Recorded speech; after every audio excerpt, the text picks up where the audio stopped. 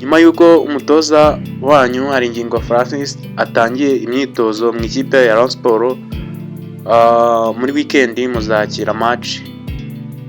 muzakira ikipe ya Gicumbi kuri Pele ku isabato saa 12, keretse wenda habayeho nk'impinduka, ariko niho gahunda ihari.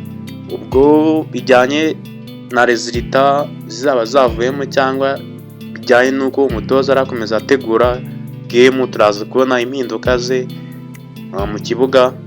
Muri Rayon Sports nta kindi kidasanzwe, nuko umutoza yagezemo atangira imyitozo. Gahunda yavuze yuko hari ibintu avuye muri Rayon Sports adakoze neza, nibyo bimugaruye. Muri 2023 umutoza Haringingo yasize yabaha igikombe cy'amahoro, bivuga yuko ngira ngo mu bikombe mwaratwaye harimo Haringingo, dushobora kuba twabona izindi mpinduka, akaba yabaha ikindi gikombe mudaheruka. Mbona ko igikombe cy'amahoro muracyafite amahirwe kuba mukirimo, mwakuyemo ikipe ya Police, ashobora kuba yakora resultat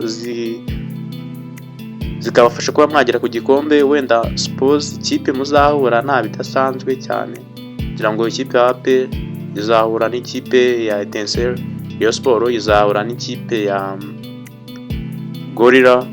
Urumva birashoboka ko resultat zahinduka. Gusa mwe mukomeza kubana natwe, mukore subscribe na like ndetse munasharing nk'abareyo, mba nkeneye reaction zanyu. Ntabi dasanzwe rero hatuye kuba twabona icyo umutoza wa Rayon Sports yaza kutwereka, nkaho yaba ahageze hari cyahinduka bijyanye nuko byagenze. Dukurikije ukuntu Bruno Ferri hari igitushe nta kintu agaragazaga mu kibuga, sibyo nyine kuri aho ngaho kamera nk'umufana bonaga nta pressing ashyiramo mu gutoza. Gusa no count hari ukuntu nawe yasaga nkaho agaragazamo presentable nyine, ukabona ko bishoboka, ariko marato ya shampiyona yabonaga yuko nta tushe ya Bruno Ferri. Mami Marcel yavuye muri Kiyovu, yagiye arapfundikanya, tubonye aho Kiyovu ayigejeje, tubonye aho Kiyovu asa nkaho ateye ije swaga, akarwana, akaba amaraze kuba hari ahantu yaba azamuye avana step yo hasi, Kiyovu ayongera yigeza hejuru, twongera kubona ikipe ya Kiyovu Sports ikompeta. No muri Rayon Sports habamo impinduka, ngira ngo n'ibindi bintu bidasanzwe, nuko ubita Mami Marcel bivugwa yuko n'umwaka mu gihe warangiye ahita yigendera akerekera ngo akaba yasigira abandi batoza babungirije nk'aba fitness coach, cyangwa ikipe ya Sports yahita ishaka ubwo undi mwongereza. Bijyanye rero na resultat za Haringingo azaba akomeza ahereza abareyo, muzamwafata decision bishingiye ku buyobozi bw'agateganyo bwahawe ikipe kugeza ngira ngo iyi season irangiye. Ubwo leta cyangwa Rayon Sports nyine nka staff nibo bazafata icyemezo niba bakomezanya Rayon. Twibuke ko ya societe yasinye contrat muri Rayon yabahaye make, gusa harishoboka ko muri sama iriya tegereje harimo transfer zazamo nyinshi zitunguranye muri Rayon Sports. Ngira ngo nta bidasanzwe tugiye kubona impinduka. Ngira ngo niba uri umufana wa Rayon Sports ukurikiye ikiganiro, kora share, subscribe kugira ngo tujye tuba update muri Rayon, buri kantu kose twakunguka twakababwira. Gusa biravugwa yuko hari abandi bakinyi Rayon Sports yazangeramo, kandi harimo n'abandi bazacishwa mu mweyo bitewe n'ukuntu habaye flop. Ubona yuko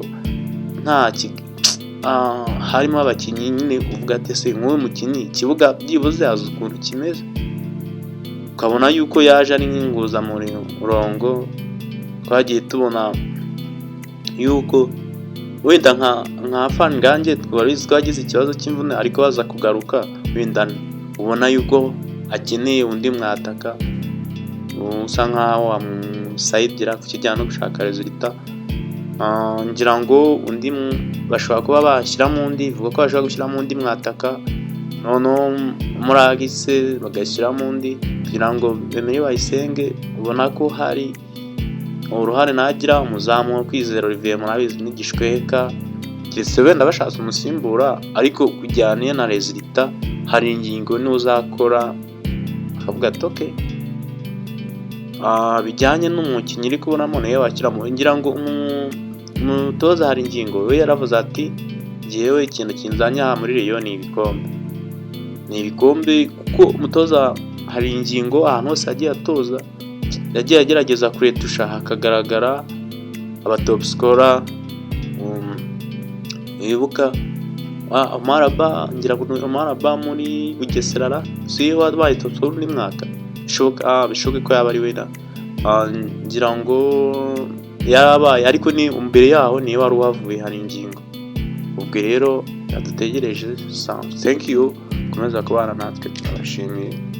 Tuzaza tubabwira ibindi update z'umuriro, kore subscribe na share.